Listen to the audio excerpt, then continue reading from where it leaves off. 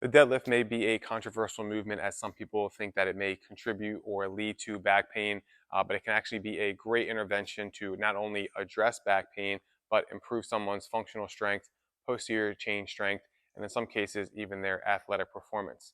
However, if you're deadlifting improperly, it certainly can contribute to low back pain, which could hinder your performance in the gym or on the field. My name is Brad Logue. I'm a physical therapist and the owner of Top Tier Physical Therapy in Middletown, Delaware. And in this video, we're going to go over proper deadlifting mechanics and some drills that I like to use to really hone in on the motor program of a deadlift. So it's not something that we have to think of 10 million cues for as we're doing the movement. Now there's different types of deadlifts out there. You have the sumo deadlift, where we have this very wide stance and our grip is inside of our feet. You have the Romanian deadlift, commonly known as the RDL, where a lot of the movement is occurring through our hips, and there's not much knee flexion occurring throughout the movement. And then you have the traditional deadlift that most people are familiar with. It's a little bit more squatty towards the bottom of the lift, and this is the type of deadlift that we're going to be going over in this video. It's a little bit more popular in the CrossFit world and in the traditional weightlifting world, but that does not mean it's better or worse than a Romanian deadlift or a sumo deadlift. On the contrary, if you're trying to rehab an issue or improve your mechanics of a traditional deadlift, something like an RDL or a sumo deadlift may be a good alternative for you temporarily to still train around any kind of low back discomfort you're having. So a lot of these drills are going to be geared towards a traditional deadlift, but again, that does not mean that that is the better lift of the three. As with most movements in the gym, we're going to use a lot of these deadlifting drills to develop our motor program for deadlifting. A motor program is essentially just this subconscious program in our brain that tells our body when and how to move. So just like walking is very subconscious, you don't think putting one foot in front of the other, push off of this foot, land on this part of my foot, you just walk. We want deadlifting to feel the same way. So instead of thinking of 8 million cues while I deadlift, I should just be able to think, we're deadlifting and my body knows exactly what to do. You do that through a lot of repetition, and the drill with this PVC pipe or a dowel or an empty barbell is going to help drill those movements to where they become essentially subconscious for us. So we're going to use the PVC pipe here. We're going to start from the bottom of the lift and work our way up. Again, these are not meant to be challenging. These are just drilling movements over and over and over again so our brain becomes more familiar with them. So starting at the bottom, my setup with my deadlift, I want to start at the mid shin because if I have weight on the bar, that's about where the bar is going to end up as it's on the floor. So I'm starting at the mid shin. In this position, my shoulders are over the bar and my knees are slightly over the bar. So you can see here, my knees are a little bit in front of the bar. My shoulders are over the bar. I'm not sitting back where the bar is. My knees are behind the bar or my shoulders are behind the bar, like in this kind of like sitting squat position. So knees and shoulders are over the bar. From here, I'm just going to go to the top of my knees. By doing this, I'm pushing my knees out of the way so I can maintain this straight bar path. If I go around my knees, now I'm getting the bar away from me, and that's one of the scenarios where we may be starting to put too much stress through the low back. So anytime we lift something, we want to keep it nice and close. We don't want it out in front of us as we lift. So rather than pulling the bar around my knees and getting that bar away from my center of mass, I'm going to push my knees out of the way of the bar so that bar can slide straight up my shins. What you'll notice with this is that my shoulders and my hips are rising together. I don't want to get into the habit of shooting my hips up first and then pulling up with my lower back. That would also be a movement pattern that could contribute to back pain with deadlifting.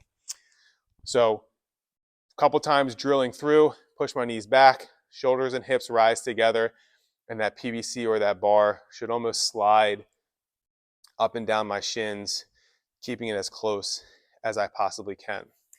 Many people like to think of this bottom part of the deadlift kind of like a leg press. So rather than pulling myself or pulling the weight off of the floor with my back, I'm thinking more push the floor away, hips and shoulders rise together, knees are pulled out of the way. Okay, moving to the next part of the deadlift. So we got to above our knees. Now we need to get to our waist to finish the lift. So again, knees over the bar, shoulders over the bar, hips and shoulders rise together, knees push back. So knees pushing back to the wall behind me. From here, I'm in kind of this hang position. So if you do snatches, power, or some type of clean, this hang clean or hang snatch position should feel pretty familiar. So now I'm in this hang where bar is just above my knees. My shins are essentially vertical here, and my hips are back. So this is a hinge position. If I was to be doing an RDL, I push my hips back and my knees stay at this same angle. Traditional deadlift, knees push out of the way. I'm in this hang hinge position. From here, this is where the deadlift becomes a pull. So now I'm squeezing through my hips and my hamstrings to pull my hips forward. Okay, so it's a little bit of a push, like a leg press to get that bar above my knees. And then from here, it becomes a pull where I'm trying to scoop my hips forward to finish the lift. To work myself back down, I just go through reverse. So now I'm in the true hang position. I hinge down above my knee, so hips go back, knees bend, but not in front of the bar. As I pass my knees, now my knees drive in front of the bar, and now I'm back in my setup. Okay, so knees push back, hips and shoulders rise together. I get above my knee, I squeeze and pull through. To reverse back down, hips go back, knees start to bend but stay behind the bar. Once the bar past my knees, now I can get a little bit more in this squat position. Now to help more with feeling what a hinge should feel like, we can again use a PVC pipe or a dowel for the 3-point hinge drill. So if I take this PVC, put it on my back to where the PVC is touching my head, in between my shoulder blades and my butt, I'm going to work on my hinge here. So I'm bending my knees, pushing my hips back, trying to maintain contact with the back of my head, between my shoulder blades, and my butt or my low back with the PVC pipe. If I get into the habit of overcorrecting, so sometimes you'll see people get into this deadlift posture where they're trying to keep their chest up and they're looking forward and they're really straining through their neck. If I do that with the PVC on my back, you'll see the part between my shoulder blades comes off my back. This would not be an ideal hinge. So my head and my butt are still on the PVC, but my hinge is not, or my between my shoulder blades is not. This is not a good hinge. On the contrary, sometimes you see people get into this very rounded deadlift. If I do that with the PVC on my head, back, and butt, now between my shoulder blade stays on, but my head and butt comes off. So this would also not be a good hinge. So again, head between the shoulder blades and the butt or the low back stay in contact the whole time. I can train the RDL with this, where my knees maintain the same angle and I'm just pushing my hips back. I can also train the traditional deadlift with this, as I start by pushing my hips back and then I start to bend my knees to finish the lift. So as with the drills we did before, to the top of the knee and from the top of the knee to the waist, this is a drill that repetition, repetition, repetition, we're creating this motor program in our brain so that the next time we go do a deadlift, I don't have to think, I can just do. Now another simple drill we can use to help hone in the mechanics of our deadlift is to do the hinge with a foam roller. The hinge with a foam roller is really going to help us feel what it's like to not only engage our abdominal muscles, but also engage our lats. Where you could make the argument that a lot of low back injuries happen as we deadlift is you lose some kind of stability through the lumbar spine. You see people lifting with belts, you see people taking huge deep breaths in. What they're trying to do is increase that intra-abdominal pressure. The more pressure we have in that abdominal region, the more stability we have in our spine, and theoretically the less likely we are to injure ourselves. If we have very poor engagement of those trunk muscles to create that intra-abdominal pressure, we have less stability of the spine and theoretical increase in risk of injuring our back. So with the foam roller, we're going to start with it on our wrists, kind of right around our waist level, and we're going to go through that same hinge. So again, I can imagine I have that PVC pipe on my back. I don't want to be too rounded. I don't want to be too excessively um, beyond neutral or overextending. I want to stay in that nice 3-point hinge. And with the roller, as I go down, I'm going to be trying to pull the roller into my thighs with my hand. So I'm almost putting pressure between my hand and the roller. That's going to force my abdominals to engage and also my lats to improve the stability of my spine. So I'm pushing into the roller, squeezing the roller between my wrists and my legs, rolling down to maintain that pressure throughout the lift, and then rolling back up.